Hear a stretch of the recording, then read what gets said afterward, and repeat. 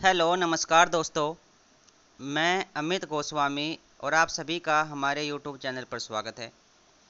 SSC CGL 17 सितंबर second shift का आपका exam complete हो चुका है।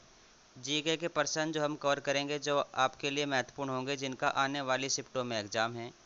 चलिए स्टार्ट करते हैं।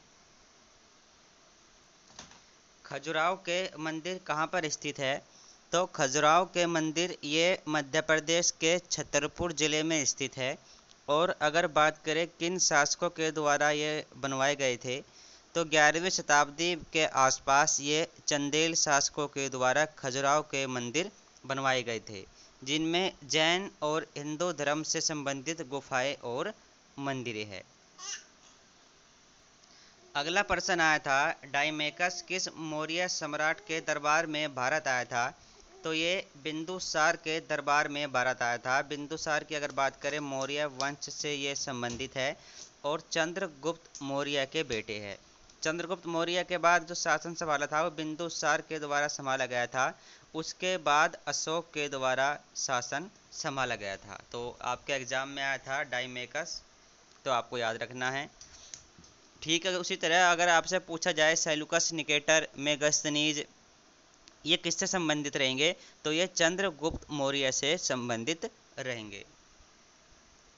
ग्राम पंचायत का संबंध भारत के किस अनुच्छेद में है? ग्राम पंचायत भारत के अनुच्छेद 40 से संबंधित है।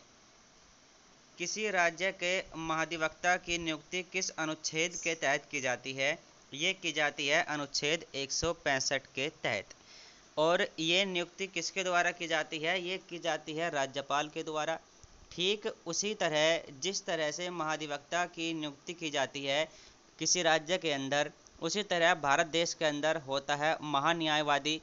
और महान्यायवादी का जो वर्णन है वो है भारत के अनुच्छेद 76 के अंदर।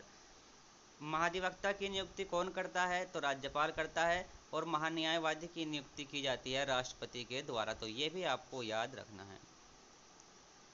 शुद्ध घरेलू उत्पाद की अवधारणा का सबसे अच्छा रूप क्या है?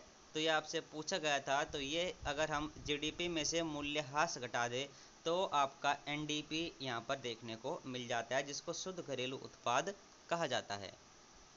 खेलो इंडिया यूथ गेम्स 2022 का शुभंकर क्या था? तो 2022 का जो शुभंकर था वो था आशा और मोगली। ठीक है, आशा और मोगली था। 5वां संस्करण था ये 2022 के अंदर जो खेला गया था। और ये मध्य प्रदेश के अंदर खेला गया था। इसमें जो पहला स्थान था नंबर 1 पर, वो रहा था महाराष्ट्र। इंदिरा बोरा का संबंध किस शास्त्रीय नृत्य से संबंधित है? तो ये सत्रिया नृत्य से संबंधित है इंदिरा बोरा। सरोद सम्राट के नाम से किसको जाना जाता है? तो अमजद अली खां ये सरोद सम्राट के नाम से फेमस है। भीमसेन जोशी को किस वर्ष महाराष्ट्र भूषण पुरस्कार से सम्मानित किया गया था? 2002 में। भारत के बाहर सबसे ज़्यादा हिंदू आबादी किस देश की है? तो नेपाल की है। C6H12O6 में कार्बन का प्रतिशत पूछा गया था, तो 40% है।